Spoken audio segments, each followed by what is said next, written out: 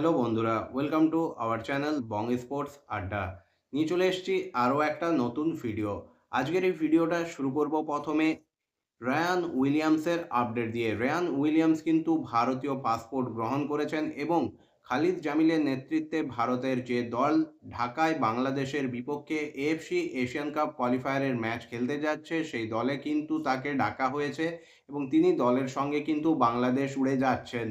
এখন সবথেকে বড় প্রশ্ন, তার কি এনওসি চলে এসছে অস্ট্রেলীয় ফুটবল ফেডারেশন এবং ফিফার কাছ থেকে?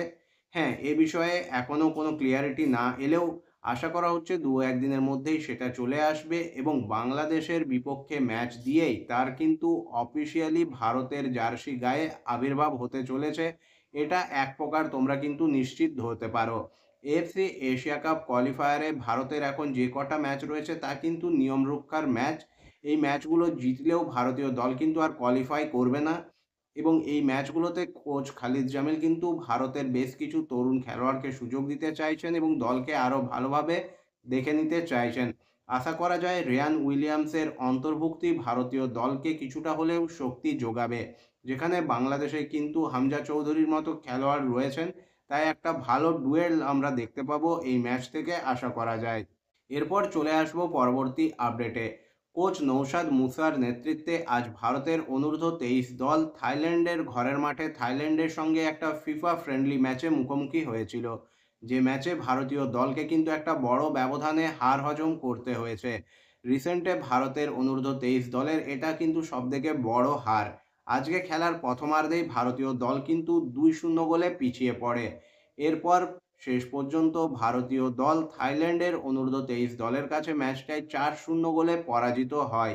এরপর চলে আসবো আইএসএল এর আপডেটে। আইএসএল কি আদৌ শুরু হবে এই সিজনে? কল্যাণ চবে যেটা জানিয়েছেন যে 1 জানুয়ারি থেকে তারা কিন্তু আইএসএল শুরু করার ক্ষেত্রে একটা চিন্তাভাবনা করছেন। তবে এখনও কিন্তু সর্বভারতীয় ফুটবল ফেডারেশন তাদের অফিসিয়াল ব্রডকাস্টিং পার্টনার পায়নি। কোনো বিডার কিন্তু বিড জমা দেয়নি। অর্থাৎ আইএসএল নিয়ে একটা ধোঁয়াশা কিন্তু রয়েছে। যতই কল্যাণ চবে কিন্তু আইএসএল শুরু হবে বলে জানাক, ক্লাবগুলো কিন্তু এখনও ধোঁয়াশার মধ্যেই রয়েছে। তারা কিন্তু আইএসএল হবে কিনা, হলেও কবে হবে, আদৌ এইভাবে ম্যাচ শেষ করা যাবে কিনা, বিভিন্ন বিষয় নিয়ে কিন্তু চিন্তিত এবং সে বিষয়ে তারা কিন্তু আইএসএল এর ক্লাবগুলো যোগাযোগ রাখছে এআইএফএফ এর সঙ্গে। এখন দেখার এআইএফএফ সত্যিই এবার আইএসএলকে চালু রাখতে পারে কিনা এবং নতুন কোনো ব্রডকাস্টিং পার্টনার তারা খুঁজে পায় কিনা। অন্যদিকে এরপর যদি কথা বলি মোহামেডান স্পোর্টিং ক্লাবকে নিয়ে, তাহলে একটা ছোট্ট আপডেট তোমাদের সঙ্গে শেয়ার করার রয়েছে।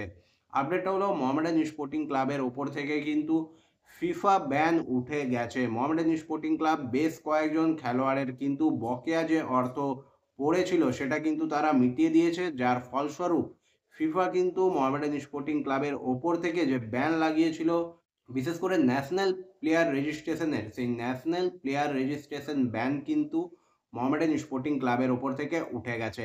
এখন শুধুমাত্র ইন্টারন্যাশনাল ব্যানটা রয়েছে এবং সেক্ষেত্রে ৩-৪ জন খেলোয়াড়ের যে বকেয়া রয়েছে সেটাও মোহামেডান স্পোর্টিং ক্লাব দ্রুত কিন্তু মিটিয়ে দিতে চাইছে এবং সেটা মিটে গেলেই কিন্তু ফিফার যে ব্যানটা ইন্টারন্যাশনাল খেলোয়াড় নেওয়ার ক্ষেত্রে মোহামেডান স্পোর্টিং ক্লাবের ওপর এই মুহূর্তে প্রযোজ্য রয়েছে সেটাও কিন্তু উঠে যাবে এবং তারপর কিন্তু মোহামেডান স্পোর্টিং ক্লাবের ন্যাশনাল বা ইন্টারন্যাশনাল কোনো ধরনের খেলোয়াড় নেওয়ার ক্ষেত্রে কোনো অসুবিধা থাকবে না। মোহামেডান স্পোর্টিং ক্লাব কিন্তু দল গঠন করতে পারবে। আইএসএল শুরু হওয়া নিয়ে টালবাহন এবং আইএসএল যদি দেরিতে শুরু হয়, একদিক থেকে সেটা কিন্তু মোহামেডানের জন্য শাপে বর হয়েছে। যে অব্যবস্থার মধ্যে মোহামেডান স্পোর্টিং ক্লাব ছিল তাতে কিছুটা হলেও তাদের হাতে কিন্তু সময় এসছে। তবে এখনও সবথেকে বড় প্রশ্ন, মোহামেডান স্পোর্টিং ক্লাবের ইনভেস্টর নিয়ে কি আপডেট রয়েছে? মোহামেডানে আদৌ কি কোনো নতুন ইনভেস্টর আসছে? তবে এই মুহূর্তে যেটুকু আপডেট বেরিয়ে আসছে তাতে কথাবার্তা আরও বেশ কিছু ইনভেস্টর ফার্মের সাথে চলছে এবং সে বিষয়ে পাকাপোক্ত কোনো আপডেট এলে অবশ্যই তোমাদের সঙ্গে শেয়ার করা হবে।